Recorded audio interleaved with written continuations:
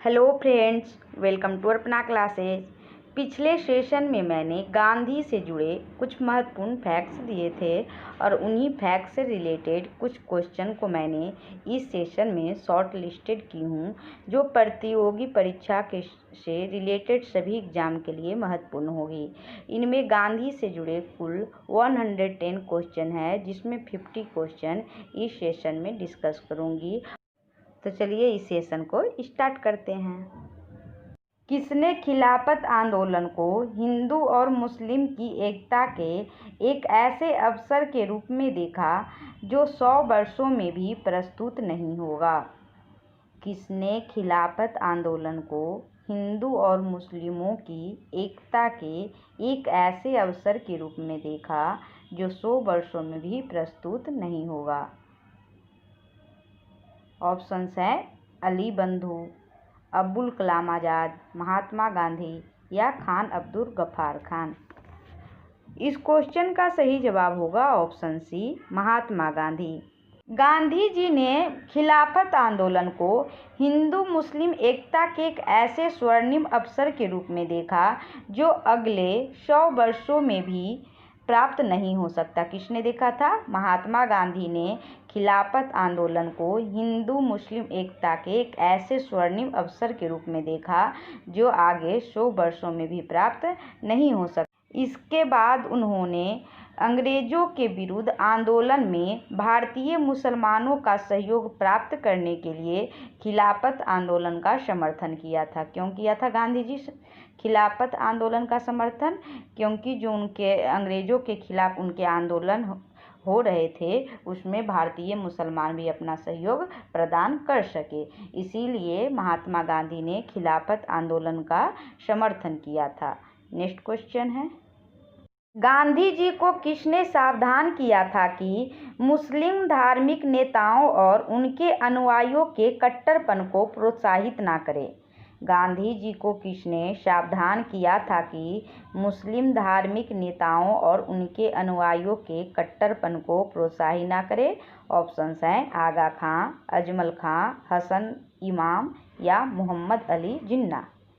इस क्वेश्चन के सही जवाब होगा ऑप्शन डी, मोहम्मद अली जिन्ना। मोहम्मद अली जिन्ना एक राष्ट्रवादी थे। मोहम्मद अली जिन्ना एक राष्ट्रवादी थे और वे खिलाफत आंदोलन को देश की स्वतंत्रता के आंदोलन से जोड़ने के विरोधी थे।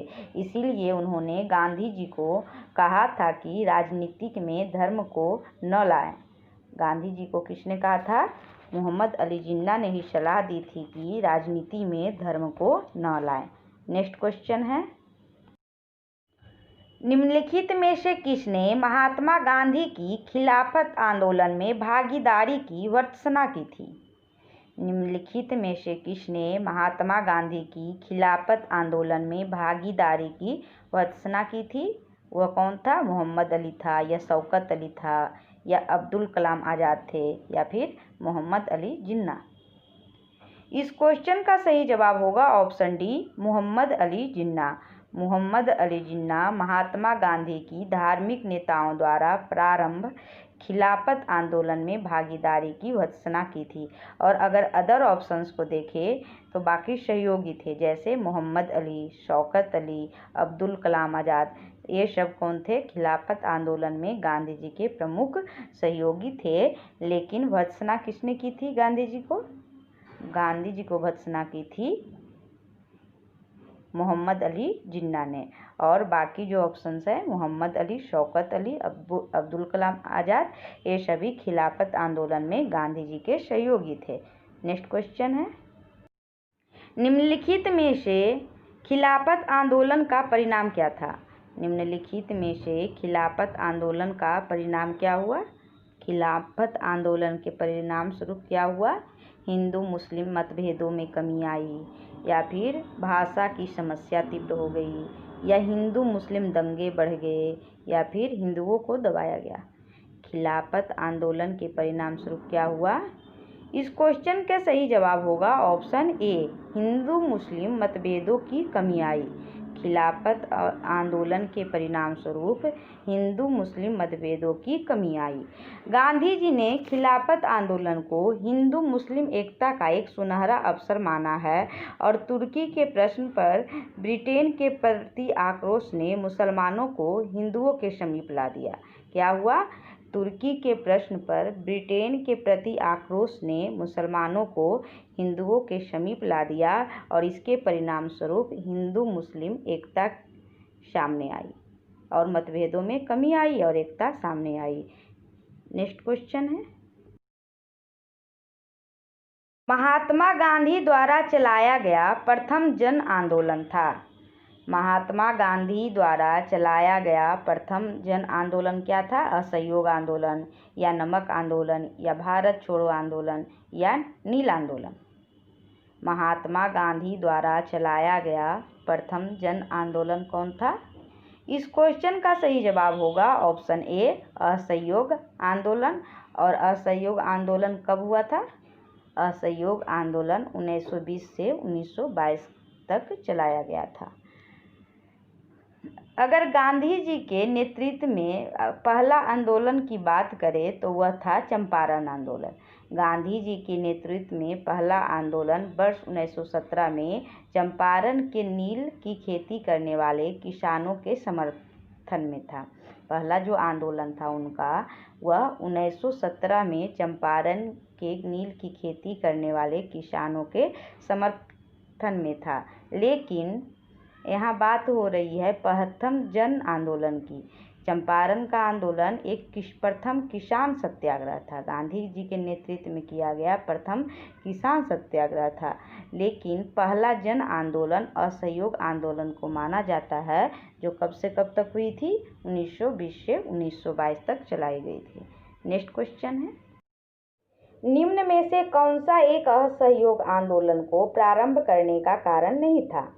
निम्न में से कौन सा एक असहयोग आंदोलन को प्रारंभ करने का कारण नहीं था? ऑप्शंस है खिलाफत का प्रश्न या पंजाब में अत्याचार या नमक कानून या रॉलेट एक्ट। इस क्वेश्चन का सही जवाब होगा ऑप्शन सी, नमक कानून। नमक कानून के विरोध में कब हुआ था आंदोलन? 1930 में सविनय अवज्ञा आंदोलन हुआ था, इसीलिए ऑप्शन सही होगा ऑप्शन सी, नमक कानून असहयोग आंदोलन को प्रारंभ करने का कारण नहीं था।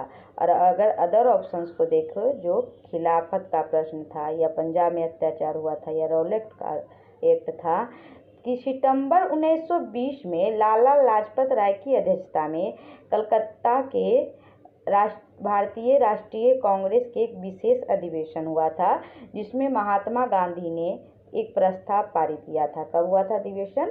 सितंबर 1920 में लाला लाजपत राय की अध्यक्षता में कलकत्ता में एक विशेष अधिवेशन में महात्मा गांधी ने एक प्रस्ताव पारित किया था, जिसमें दो अंग्रेजों के खिलाफ जो कार्य हुए थे अन्यायपूर्वक, उसके विरोध में असहयोग आंदोलन प्रारंभ करने का निर्णय लिया था। सबसे पहला था कि खिलाफत मुद्दे के प्रति ब्रिटिश सरकार का दृष्टिकोण, और दूसरा था जो रॉलेट एक्ट के चलते अमृतसर में जालियांवाला बाग हत्याकांड हुई थी और उसी के कारण पंजाब के निर्दोष लोगों की रक्षा न करने और उनकी बर्बर व्यवहार करने वाले अपराधी अधिकारियों को दंडित करने में ब्रिटिश सरकार की विफलता, इसी कारण असहयोग आंदोलन प्रारंभ करने का कारण था। नेक्स्ट क्वेश्चन है, गांधी जी ने असहयोग आंदोलन कब प्रारंभ किया? महात्मा गांधी ने असहयोग आंदोलन कब प्रारंभ किया? 1920 में या 1919 में या 1921 में या फिर 1922 में? गांधी जी ने असहयोग आंदोलन कब प्रारंभ किया?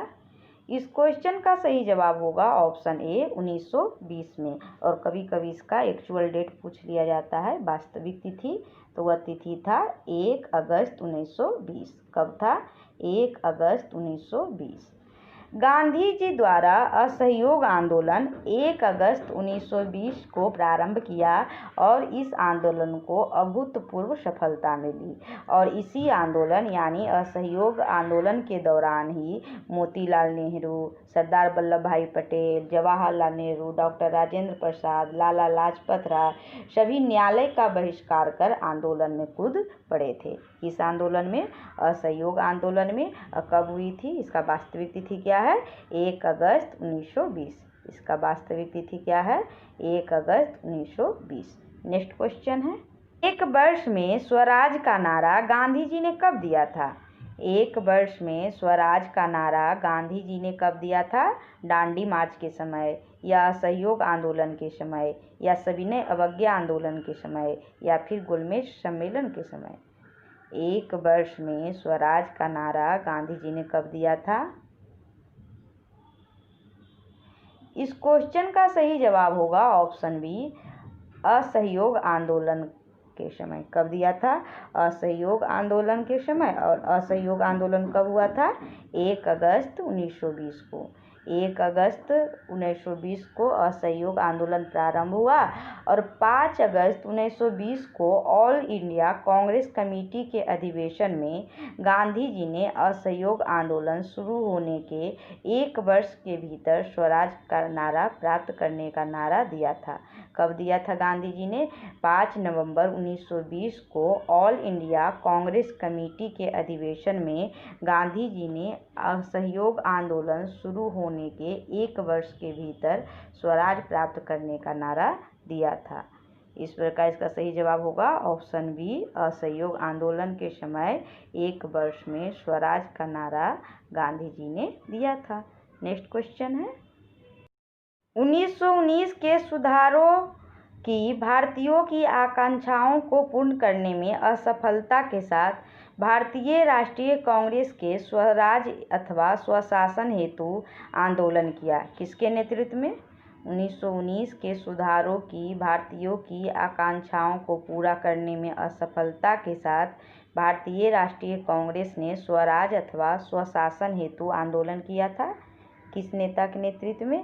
महात्मा गांधी के नेतृत्व में, या गोपाल कृष्ण गोखले के नेतृत्व में, या बाल गंगाधर तिलक के नेतृत्व में, या फिर मोतीलाल नेहरू के नेतृत्व में? इस क्वेश्चन का सही जवाब होगा ऑप्शन ए, महात्मा गांधी के नेतृत्व में। इसका जवाब क्या होगा? ऑप्शन ए, महात्मा गांधी के नेतृत्व में।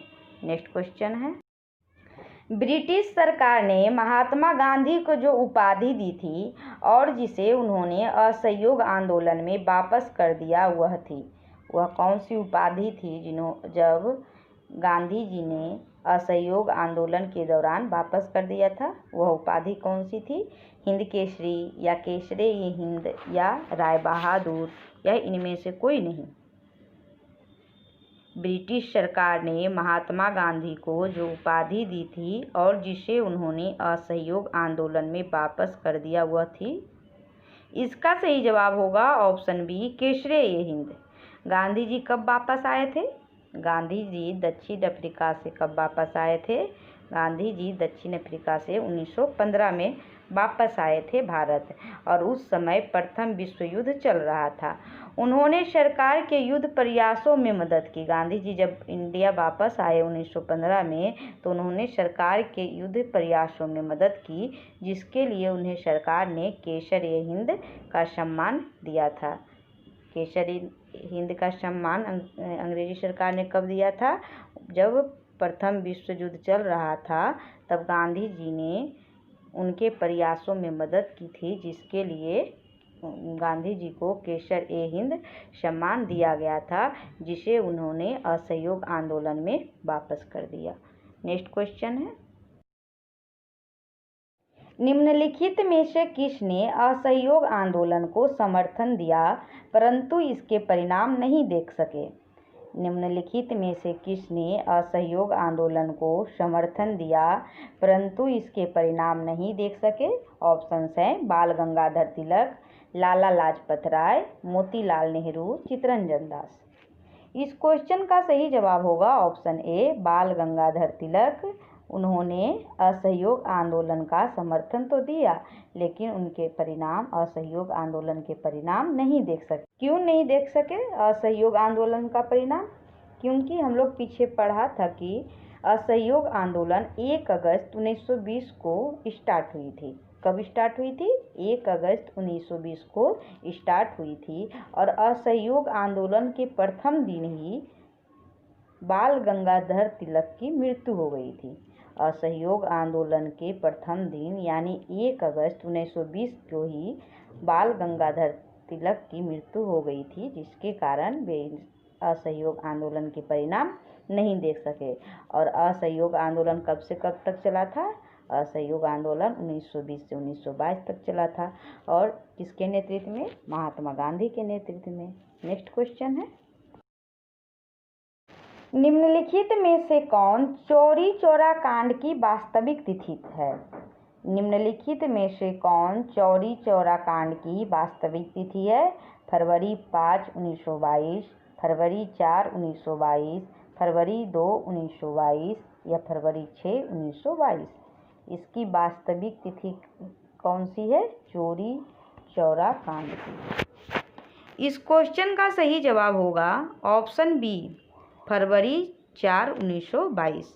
चौरी चौरा कांड की वास्तविक तिथि 4 फरवरी 1922 है। और यह घटना कैसे घटित हुई?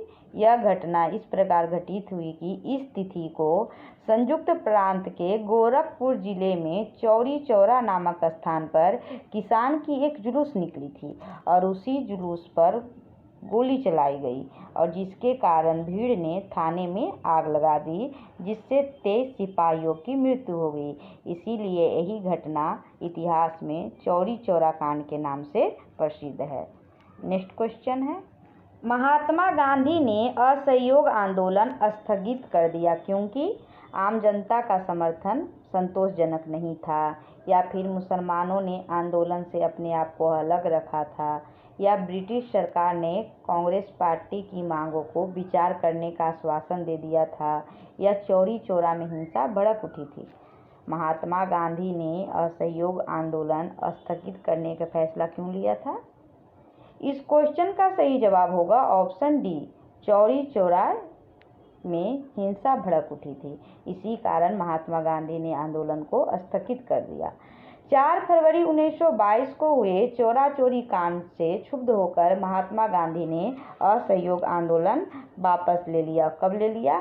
12 फरवरी 1922 को बारदोली में हुई कांग्रेस की बैठक में आंदोलन को स्थगित करने का निर्णय लिया। आंदोलन हिंसक होने के बारे में उन्होंने यंग इंडिया अपनी पुस्तक यंग इंडिया में लिखे हैं कि आंदोलन हिंसक होने से बचाने के लिए मैं हर एक अपमान और हर एक बहिष्कार, यहाँ तक कि मौत भी सहने को तैयार हूँ।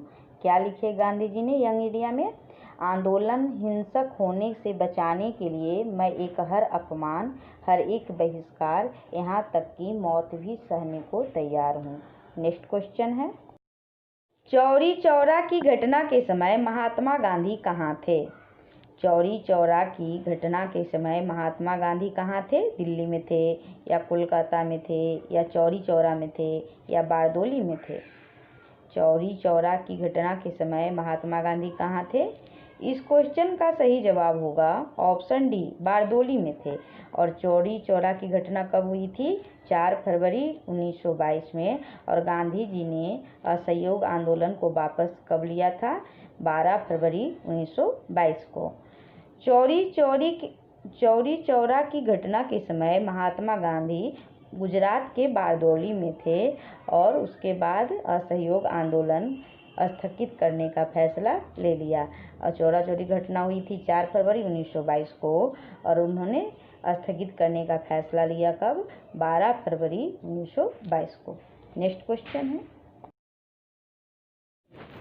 दिल्ली में 24 फरवरी 1922 को आयोजित अखिल भारतीय कांग्रेस समिति के बैठक में असहयोग आंदोलन वापस लेने के लिए गांधी जी के विरुद्ध निंदा प्रस्ताव किसने प्रस्तुत किया था?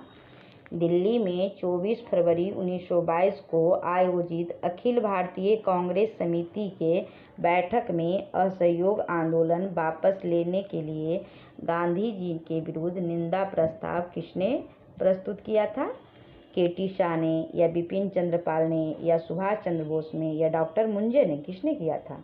इस क्वेश्चन का सही जवाब होगा ऑप्शन डी, डॉक्टर मुंजे ने। असहयोग आंदोलन कब प्रारंभ हुआ था? 1 अगस्त 1920 को। असहयोग आंदोलन 1 अगस्त 1920 को प्रारंभ हुआ था, किंतु 4 फरवरी 1922 को चौरी चौरा कांड के कारण महात्मा गांधी ने इसे वापस ले लिया और दिल्ली में 24 फरवरी 1922 को आयोजित अखिल भारतीय कांग्रेस समिति के बैठक में असहयोग आंदोलन वापस लेने के कारण डॉक्टर मुंजे ने गांधी जी के खिलाफ निंदा प्रस्ताव लाया था। किसने लाया था? डॉक्टर मुंजे ने। और क्यों लाया था? असहयोग आंदोलन वापस लेने के कारण डॉक्टर मुंजे ने गांधी जी के खिलाफ निंदा प्रस्ताव लाया था। इस प्रकार सही जवाब होगा option D, doctor Munje. Next question है, असहयोग आंदोलन के दौरान विदेशी वस्त्रों के लिए जलाए जाने पर किसने महात्मा गांधी को लिखा कि यह निष्ठुर बर्बादी है? असहयोग आंदोलन के दौरान विदेशी वस्त्रों के लिए जलाए जाने पर किस एक ने लिखा, महात्मा गांधी को लिखा कि यह निष्ठुर बर्बादी है? किसने लिखा? मदन मोहन मालवीय, या रविंद्रनाथ टैगोर, या शौकत अली, या मोतीलाल नेहरू? किसने लिखा था? यह निष्ठुर बर्बादी है, विदेशी वस्त्रों को जलाना यह एक निष्ठुर बर्बादी है। किसने लिखा था? इस क्वेश्चन का सही जवाब होगा ऑप्शन बी, रविंद्रनाथ टैगोर। रविंद्रनाथ टैगोर ने लिखा कि, किसको लिखा? गांधी जी को लिखा कि विदेशी वस्त्रों को जलाना यह एक निष्ठुर बर्बादी है। रविंद्रनाथ टैगोर आंदोलन एवं विरोध प्रदर्शन के विपरीत रचनात्मक कार्यक्रम में विशेष महत्व रखते थे, जिसके कारण उन्होंने विदेशी वस्त्रों की होली जलाने के विपरीत गांधी जी को रचनात्मक कार्यक्रम अपनाने की बात अपने पत्र में कही थी। इस प्रकार इसका सही जवाब होगा option B, Rabindranath Tagore. Next question है, 1921-22 के असहयोग आंदोलन का मुख्य प्रतिफल क्या था? 1921-22 के असहयोग आंदोलन के मुख्य प्रतिफल में क्या था? हिंदू मुस्लिम एकता, या सूबे को अधिक शक्तियाँ, या केंद्रीय विधायिका का सदन में चुने हुए सदस्यों की संख्या में वृद्धि, या भारतीय राष्ट्रीय कांग्रेस में विभाजन? क्या हुआ इसके परिणाम स्वरूप? 1921-22 के असहयोग आंदोलन के परिणाम स्वरूप या प्रतिफल में क्या था? इस क्वेश्चन का सही जवाब होगा ऑप्शन ए, हिंदू मुस्लिम एकता। असहयोग आंदोलन अपने घोषित उद्देश्यों में आंशिक रूप से ही सफल हुआ, लेकिन रचनात्मक कार्यों में इन्हें अवश्य सफलता अपार मिली। जैसे पूरे देश में राष्ट्र प्रेम और देश प्रेम के प्रति बलिदान की भावना को व्यापक रूप दिया। असहयोग आंदोलन सबसे महत्वपूर्ण काम यह किया कि पूरे देश में राष्ट्र प्रेम और देश प्रेम के प्रति बलिदान की भावना को व्यापक रूप दिया, और इस आंदोलन के दौरान हिंदू मुस्लिम एकता अपने चरम सीमा पे थी। इस आंदोलन यानी असहयोग आंदोलन के दौरान हिंदू मुस्लिम एकता अपने चरम सीमा पर थी। नेक्स्ट क्वेश्चन है, दांडी यात्रा के साथ निम्नलिखित में से क्या प्रारंभ हुआ? दांडी यात्रा के साथ निम्नलिखित में से क्या प्रारंभ हुआ? होम रूल आंदोलन, या असहयोग आंदोलन, या सविनय अवज्ञा आंदोलन, या भारत छोड़ो आंदोलन? दांडी यात्रा के साथ क्या प्रारंभ हुआ? इस क्वेश्चन का सही जवाब होगा ऑप्शन सी, सविनय अवज्ञा आंदोलन। महात्मा गांधी ने 12 मार्च 1930 को अपना प्रसिद्ध दांडी मार्च शुरू किया। बहुत ही इम्पोर्टेंट डेट है, 12 मार्च 1930। 12 मार्च 1930 महात्मा गांधी ने 12 मार्च 1930 को अपना प्रसिद्ध दांडी मार्च शुरू किया, और उन्होंने साबरमती आश्रम से अपने साथियों को लेकर इस आंदोलन के लिए चल पड़े, और 24 दिन की लंबी यात्रा के बाद उन्होंने 6 अप्रैल 1930 को दांडी में नमक कानून भंग किया, और इस प्रकार नमक कानून तोड़कर उन्होंने औपचारिक रूप से सविनय अवज्ञा आंदोलन का शुभारंभ किया, और इसी में पूरे देश में यह सविनय अवज्ञा आंदोलन फैल गया। इसी में एक फैक्ट्स और महत्वपूर्ण है कि तमिलनाडु में गांधीवादी नेता सी राजगोपालाचारी ने तिरुचेनगोड आश्रम से तिरुचिरापल्ली के वेदारण्यम तक नमक यात्रा की? कहाँ यात्रा की? तमिलनाडु में गांधीवादी नेता सी राजगोपालाचारी ने तिरुचेनगोड आश्रम से तिरुचिरापल्ली के वेदारण्यम तक नमक यात्रा की। नेक्स्ट क्वेश्चन है,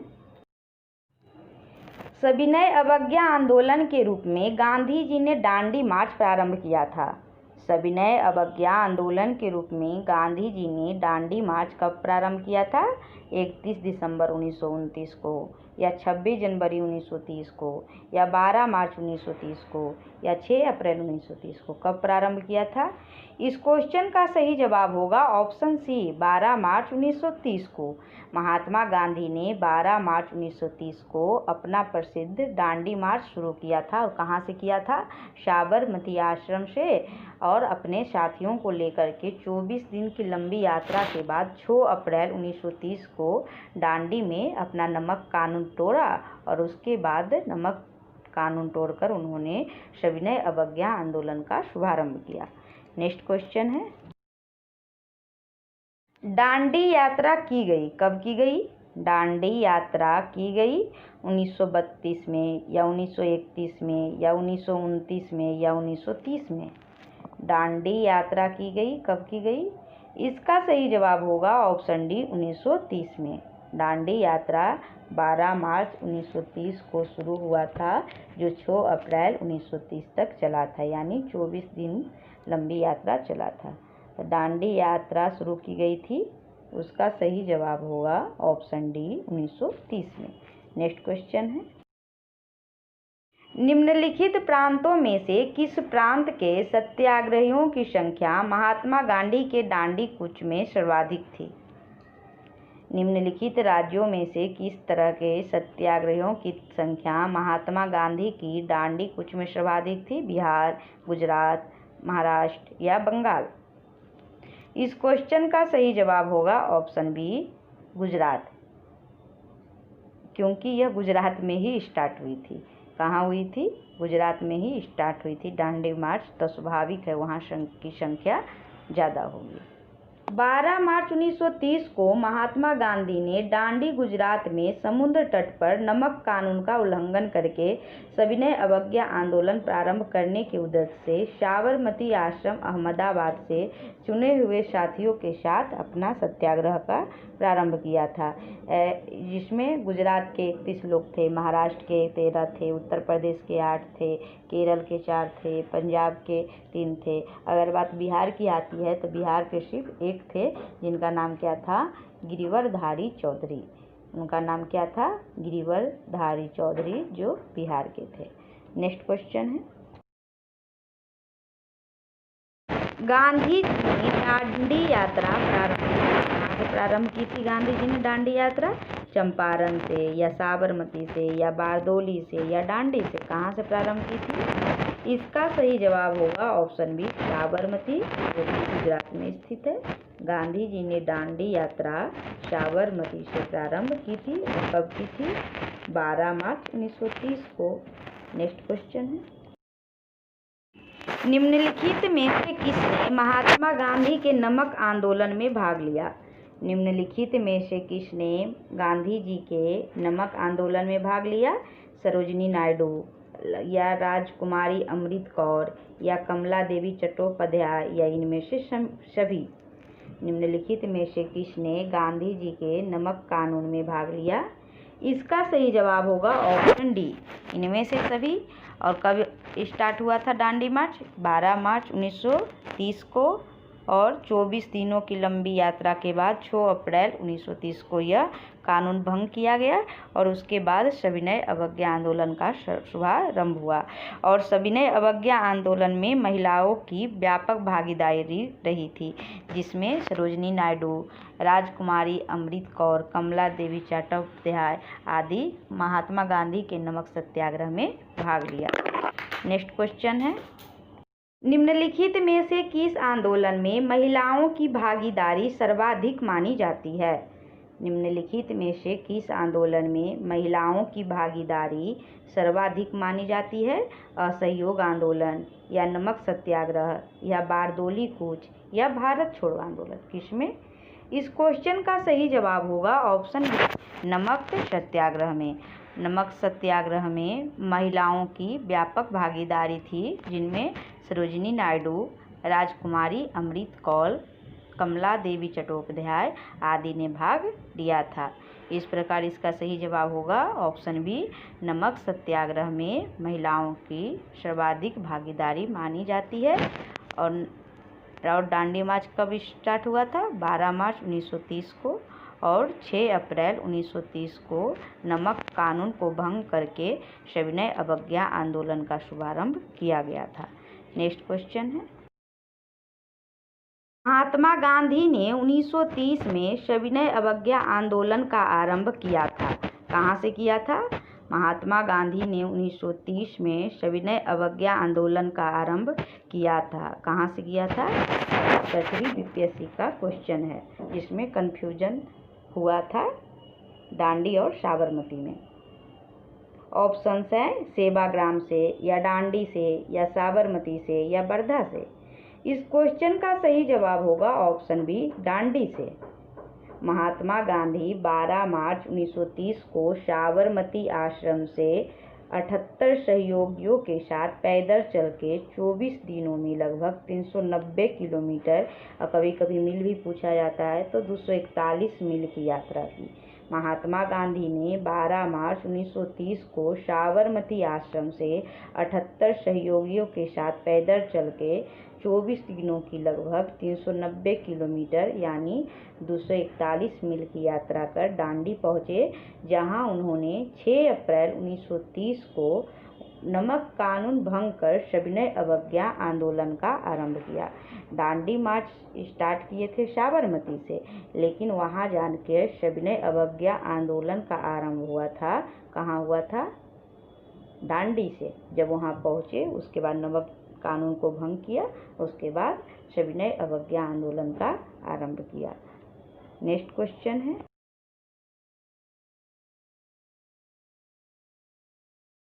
सविनय अवज्ञा आंदोलन शुरू हुआ।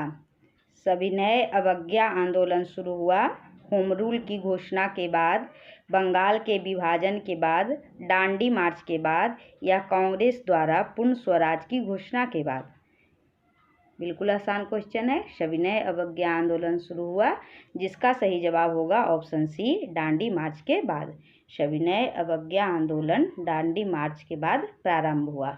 नेक्स्ट क्वेश्चन है, दांडी मार्च शुरू किया गया था। ऑप्शंस हैं नमक कानून के समर्थन हेतु, या नमक कानून तोड़ने हेतु, या रॉलेक्ट एक्ट के समर्थन हेतु, या फिर रॉलेक्ट एक्ट के विरोध में। दांडी मार्च क्यों शुरू किया गया था? इस क्वेश्चन का सही जवाब होगा ऑप्शन बी, नमक कानून तोड़ने हेतु। दांडी मार्च नमक कानून तोड़ने हेतु शुरू किया गया था। नेक्स्ट क्वेश्चन है, सबसे पहले कौन सी घटना घटी? सबसे पहले कौन सी घटना घटी? ऑप्शंस हैं दांडी मार्च, या भारत छोड़ो आंदोलन, या फिर साइमन कमीशन का आगमन, या गांधी इरविन समझौता। इस क्वेश्चन को हल करने के लिए सभी का डेट, एक्चुअल डेट याद होना चाहिए। जैसे दांडी मार्च का प्रारंभ हुआ था 12 मार्च 1930 को। भारत छोड़ो आंदोलन का प्रारंभ हुआ था 9 अगस्त 1922 को। साइमन कमीशन का आगमन हुआ था 3 फरवरी 1928 को, और गांधी इरविन समझौता हुआ था 5 मार्च 1931 को। इसको डेट को याद करना है। दांडी मार्च का प्रारंभ हुआ था 12 मार्च 1930 को। भारत छोड़ो आंदोलन का प्रारंभ हुआ था 9 अगस्त 1942 को। साइमन कमीशन का आगमन हुआ था 3 फरवरी 1928 को, और गांधी इरविन समझौता हुआ था 5 मार्च 1931 को।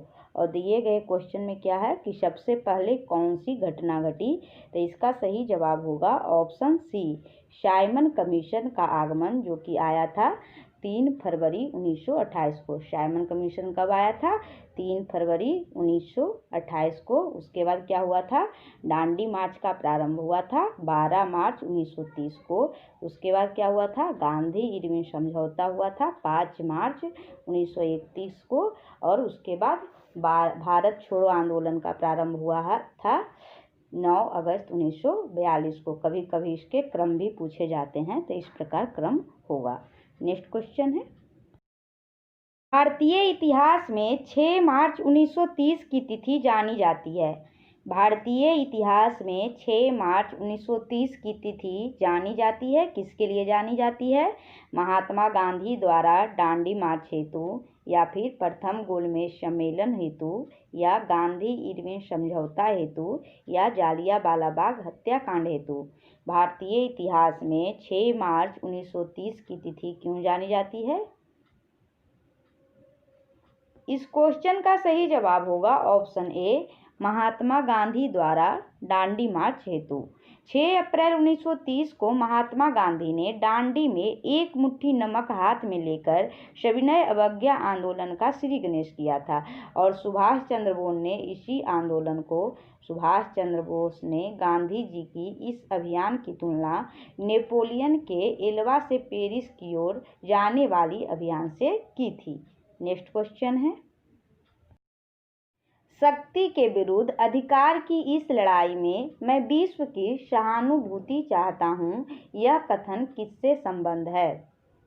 शक्ति के विरुद्ध अधिकार की इस लड़ाई में मैं विश्व की सहानुभूति चाहता हूँ, यह कथन किससे संबद्ध है?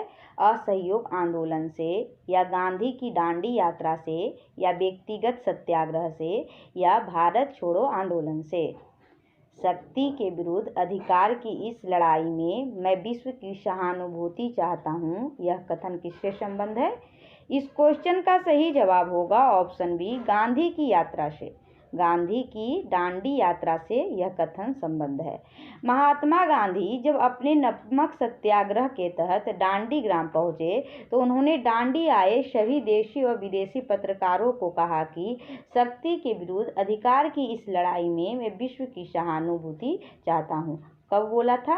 महात्मा गांधी जब अपने सत्याग्रह के तहत दांडी ग्राम पहुंचे, तो उन्होंने वहां जो देशी विदेशी पत्रकार आए हुए थे उनको संबोधित करते हुए कहा था कि शक्ति के विरुद्ध अधिकार की इस लड़ाई में मैं विश्व की सहानुभूति चाहता हूँ। नेक्स्ट क्वेश्चन है, नमक सत्याग्रह के समय गांधी जी के गिरफ्तार हो जाने के बाद आंदोलन के नेता के रूप में उनका स्थान किसने लिया? नमक सत्याग्रह के समय गांधी जी के गिरफ्तार हो जाने के बाद आंदोलन के नेता के रूप में उनका स्थान किसने लिया? अब्बास तैयब जी, या अब्दुल कलाम आज़ाद, या जवाहरलाल नेहरू, या फिर वल्लभ भाई पटेल। किसने लिया था उनका स्थान? इस क्वेश्चन का सही जवाब होगा ऑप्शन ए, अब्बास तैयब जी। किसने लिया था? अब्बास तैयब जी। गांधी जी ने अपने सहयोगियों के साथ साबरमती आश्रम से 241 मील पर समुद्र तट पर बसे दांडी गांव में 6 अप्रैल को पहुंचकर नमक कानून का उल्लंघन किया, और इस सत्याग्रह में गांधी जी की गिरफ्तारी सोलापुर में हुई। कहाँ हुई? सोलापुर में उनकी गिरफ्तारी हो गई। तत्पश्चात उनके स्थान पर अब्बास तैयब जी आए। उनके स्थान पर कौन आए? अब्बास तैयब जी आए। और इस आंदोलन में स्त्रियों को भी काफ़ी भूमिका रही थी, जैसे सरोजिनी नायडू, राजकुमारी अमृत कौर, और फिर कमला देवी चट्टोपाध्याय। नेक्स्ट क्वेश्चन है, गांधी जी ने जिस विदेशी पत्रकार को दांडी मार्च के समय अपने साबरमती आश्रम में ठहराया वह कौन था? गांधी जी ने जिस विदेशी पत्रकार को दांडी मार्च के समय अपने साबरमती आश्रम में ठहराया वह कौन था? रिचर्ड ग्रेग, या बेव मिलर, या फिर किरवाई पेज, या लुई फिशर। इस क्वेश्चन का सही जवाब होगा ऑप्शन बी, बेव मिलर था।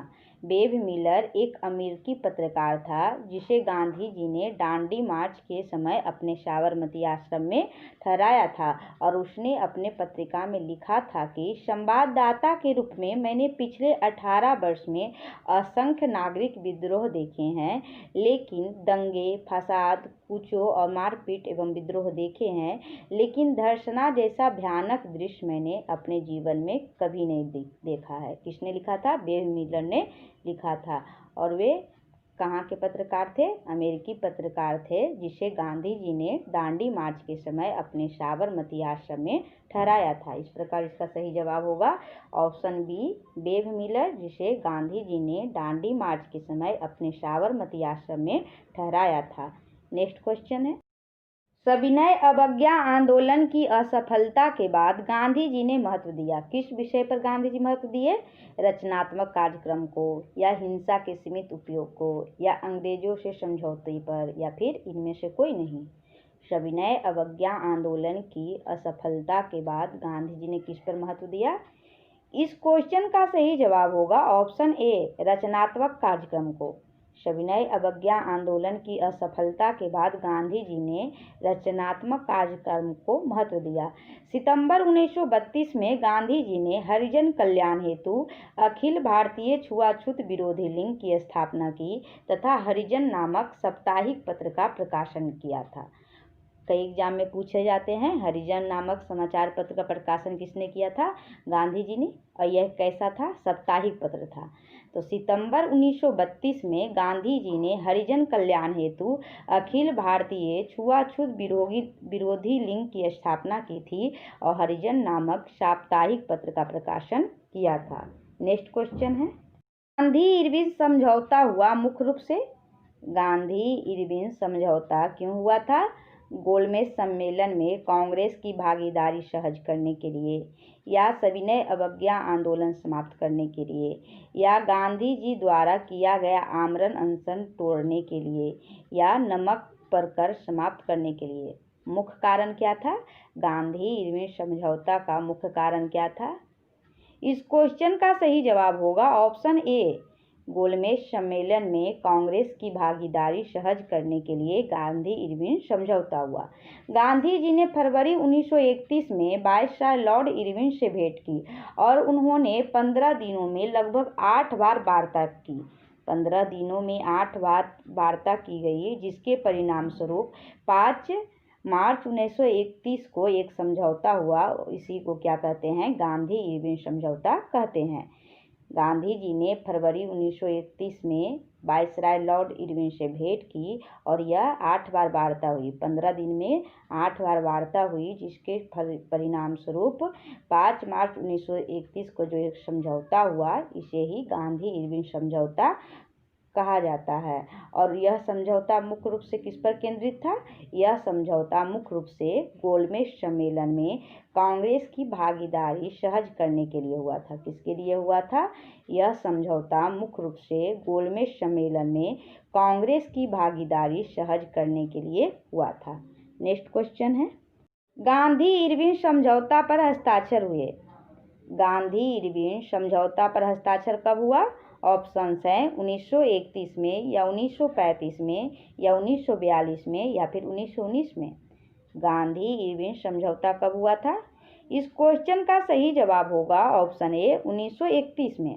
गांधी इरविन समझौता 5 मार्च 1931 को संपन्न हुआ और इसके अनुसार गांधी जी के नेतृत्व में कांग्रेस सविनय अवज्ञा आंदोलन स्थगित करने के लिए तैयार होगी। उसके बाद क्या हुआ?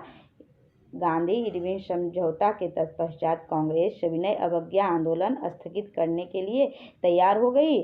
और दूसरा क्या हुआ? जो सभी युद्ध बंदियों जिनके विरुद्ध हिंसा का आरोप नहीं था, उन्हें रिहा करने का आदेश दे। इसमें एक फैक्ट और महत्वपूर्ण है कि कांग्रेस द्वितीय गोलमेज सम्मेलन में भाग लेने के लिए तैयार हो गई, परंतु इस समझौते ने जनता को निराश किया। क्यों किया?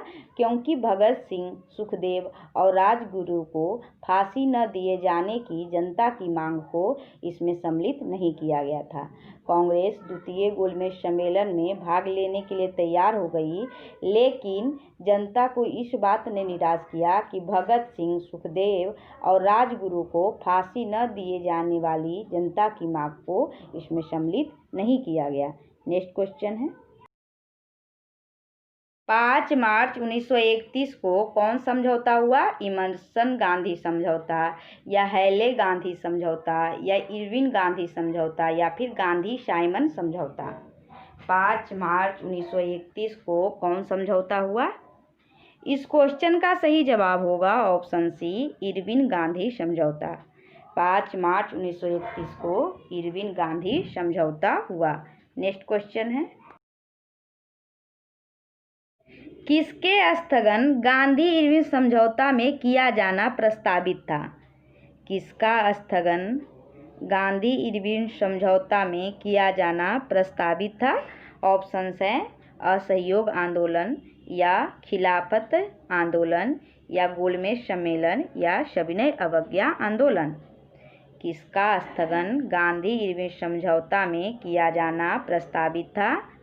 इस क्वेश्चन का सही जवाब होगा ऑप्शन डी, सविनय अवज्ञा आंदोलन। सविनय अवज्ञा आंदोलन का स्थगन गांधी इरविन समझौता में किया जाना प्रस्तावित था। नेक्स्ट क्वेश्चन है, गांधी इरविन समझौते के हस्ताक्षरित होने में किसने सबसे महत्वपूर्ण भूमिका निभाई? गांधी इरविन समझौते के हस्ताक्षरित होने में किसने महत्वपूर्ण भूमिका निभाई?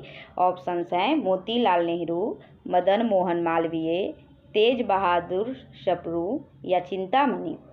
गांधी इरविन समझौते के हस्ताक्षरित होने में किसने महत्वपूर्ण भूमिका निभाई? इस क्वेश्चन का सही जवाब होगा ऑप्शन सी, तेज बहादुर सप्रू। तेज बहादुर सप्रू ने महत्वपूर्ण भूमिका निभाई। नेक्स्ट क्वेश्चन है, निम्नलिखित व्यक्तियों में किसने इरविन तथा गांधी को दो महात्मा कहा था? निम्नलिखित व्यक्तियों में किसने इरविन तथा गांधी को दो महात्मा कहा था? ऑप्शंस हैं मीराबहन, सरोजिनी नायडू, मदन मोहन मालवीय, या जवाहरलाल नेहरू। इस क्वेश्चन का सही जवाब होगा ऑप्शन बी, सरोजिनी नायडू। 5 मार्च 1931 को दोनों के मध्य एक समझौता हुआ। किसके किसके बीच? गांधी और इरविन के बीच एक समझौता हुआ, जो गांधी इरविन समझौते के नाम से जाना जाता है। और इसी समझौते के परिप्रेक्ष्य में सरोजिनी नायडू ने गांधी और इरविन को दो महात्मा कहा था। किस समझौते के परिप्रेक्ष्य में? गांधी इरविन समझौते के परिप्रेक्ष्य में सरोजिनी नायडू ने गांधी और इरविन को दो महात्मा कहा था। नेक्स्ट क्वेश्चन है, निम्नलिखित में से किसने गांधी इरविन समझौते में महात्मा गांधी के लाभ को सांत्वना पुरस्कार कहा था? निम्नलिखित में से किसने गांधी इरविन समझौते में महात्मा गांधी के लाभ को सांत्वना पुरस्कार कहा था? ऑप्शंस हैं S C. Bose, Alan Campbell Johnson, Sarojini Naidu, या इनमें से कोई नहीं। इनमें से किसने गांधी इरविन समझौते में महात्मा गांधी के लाभ को सांत्वना पुरस्कार कहा था? इस क्वेश्चन का सही जवाब होगा option B, Alan Campbell Johnson. इन्होंने कहा था। और ये कौन थे? ये लॉर्ड इरविन के जीवनीकार थे। ये कौन थे? ये लॉर्ड इरविन के जीवनीकार थे। और उन्होंने गांधी इरविन समझौते में महात्मा गांधी के लाभों को सांत्वना पुरस्कार और इरविन के एकमात्र आत्मसमर्पण के रूप में बातचीत के लिए सहमत होने को कहा था। नेक्स्ट क्वेश्चन है, लंदन में आयोजित निम्नलिखित गोलमेज सम्मेलन में से किसमें महात्मा गांधी उपस्थित थे? लंदन में आयोजित निम्नलिखित गोलमेज सम्मेलन में से किसमें महात्मा गांधी उपस्थित थे? ऑप्शंस हैं प्रथम में, या द्वितीय में, या तृतीय में, या फिर इनमें से कोई नहीं। महात्मा गांधी किसमें उपस्थित थे? इस क्वेश्चन का सही जवाब होगा ऑप्शन बी, द्वितीय में।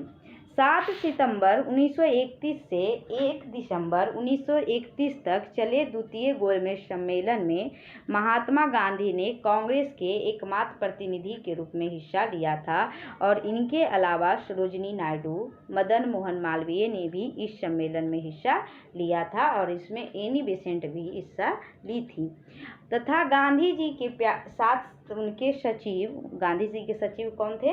महादेव देसाई, प्यारेलाल तथा मीराबेन और देवदास गांधी भी लंदन गए थे। गांधी जी के साथ लंदन कौन कौन गए थे? उनके सचिव महादेव देसाई, प्यारेलाल, मीराबेन और देवदास गांधी भी लंदन गए थे। और द्वितीय गोलमेज सम्मेलन कब हुआ था? 7 सितंबर 1931 से 1 दिसंबर 1931 तक द्वितीय गोलमेज सम्मेलन हुआ था, जिसमें गांधी जी कांग्रेस के एकमात्र प्रतिनिधि के रूप में हिस्सा लिए थे। और कभी कभी कौन कौन साथ गए थे इसका भी नाम पूछ लिया जाता है, तो इसमें होगा सरोजिनी नायडू, मदन मोहन मालवीय, एनी बेसेंट आदि ने भी हिस्सा लिया था। नेक्स्ट क्वेश्चन है, महात्मा गांधी जब द्वितीय गोलमेज सभा में भाग लेने के लिए गए थे तो कहाँ ठहरे थे? महात्मा गांधी जब द्वितीय गोलमेज सभा में भाग लेने के लिए गए थे तो कहाँ ठहरे थे? सेंट जेम्स पैलेस में या किंग्सले हॉल में या इंडिया हाउस में या फिर इनमें से कोई नहीं। इस क्वेश्चन का सही जवाब होगा ऑप्शन बी, किंग्सले हॉल में। कहाँ ठहरे थे? किंग्सले हॉल में।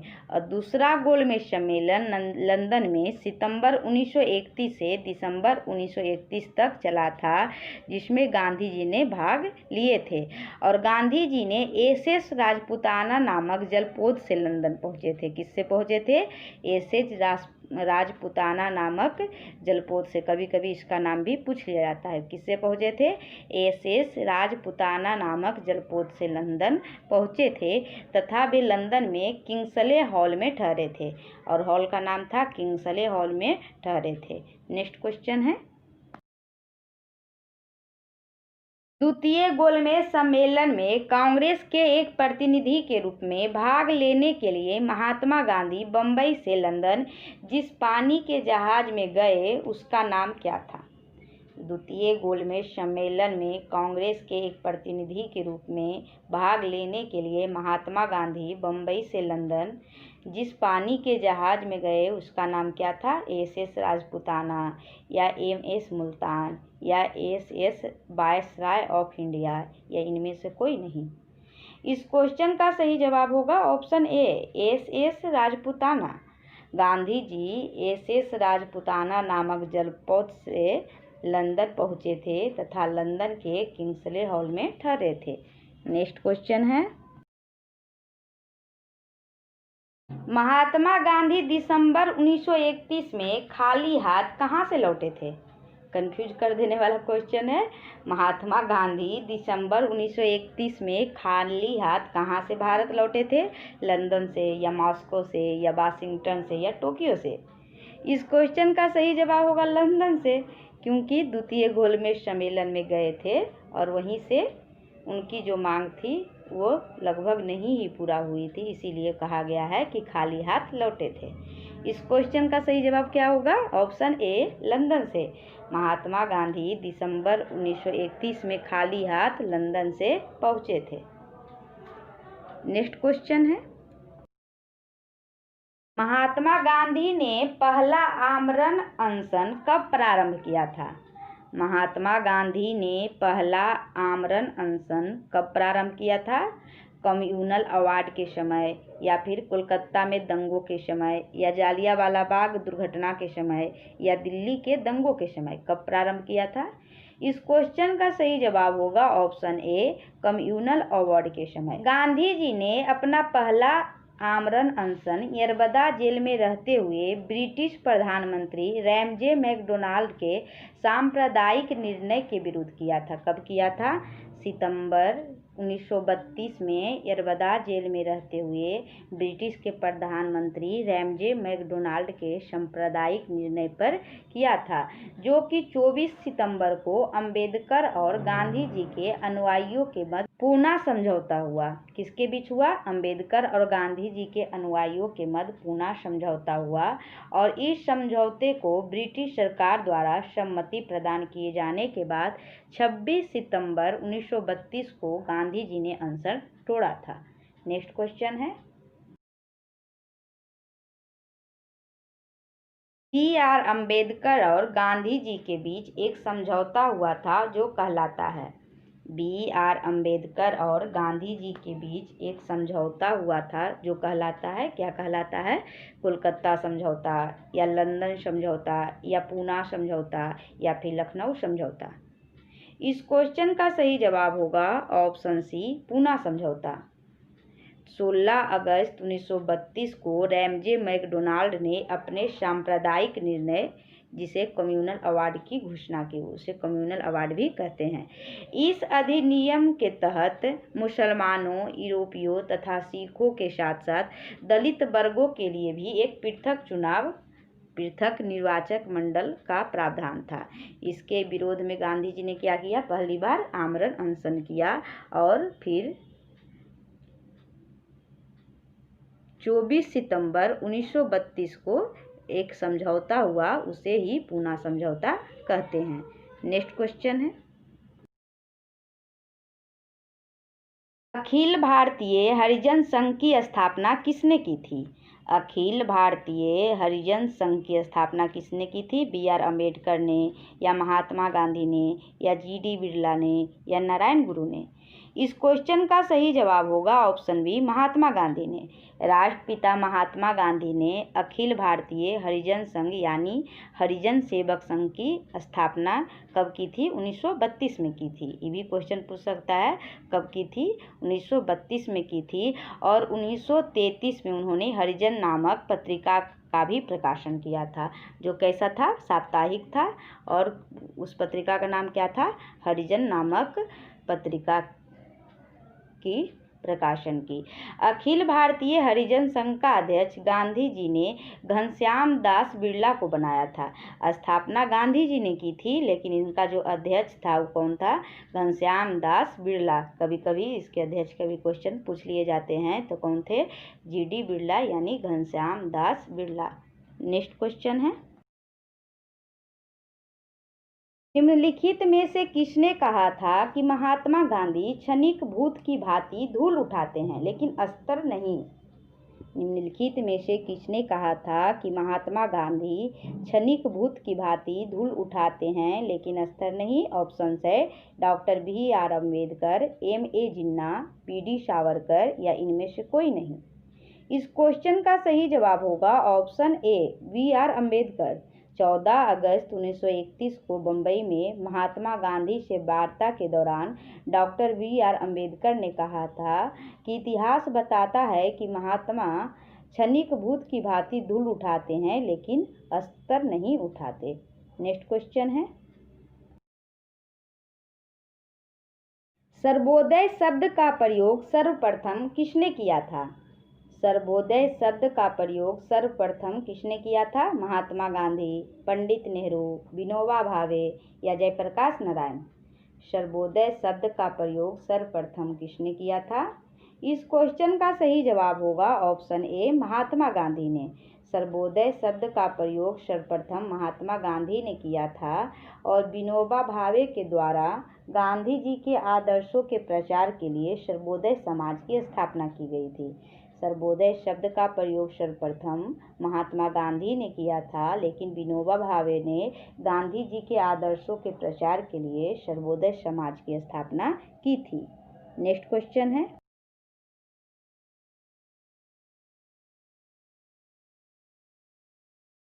इसकी दृष्टि में क्रिप्स प्रस्ताव एक टूटते हुए बैंक के नाम एक उत्तर दिनांकित चेक था।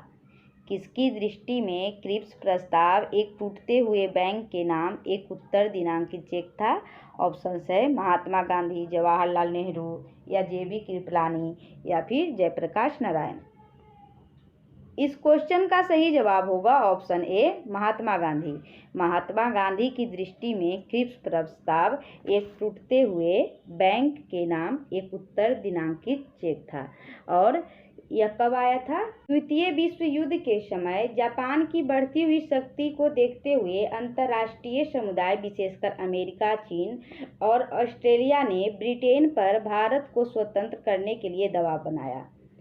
किसने दबाव बनाया? अमेरिका, चीन और ऑस्ट्रेलिया ने ब्रिटेन पर भारत को स्वतंत्र करने के लिए दबाव बढ़ाया और जिसके फलस्वरूप स्टैफोर्ड क्रिप्स के नेतृत्व में भारतीय नेताओं से वार्ता हेतु मार्च 1942 में क्रिप्स मिशन भारत आया था। और इसी को महात्मा गांधी ने क्या कहा था? एक टूटते हुए बैंक के नाम एक उत्तर दिनांकित चेक। इस प्रकार गांधी से जुड़े टॉप 50 क्वेश्चन का यह सेशन समाप्त हुआ और अगला सेशन में टॉप 60 क्वेश्चन रहेंगे और इस प्रकार गांधी चैप्टर को अच्छे से समाप्त किया जाएगा। और पूरा वीडियो देखने के लिए वेरी वेरी थैंक यू, क्योंकि यह मेरा पहला इतना लंबा वीडियो था। Very very thank you for supporting me and thank you for watching.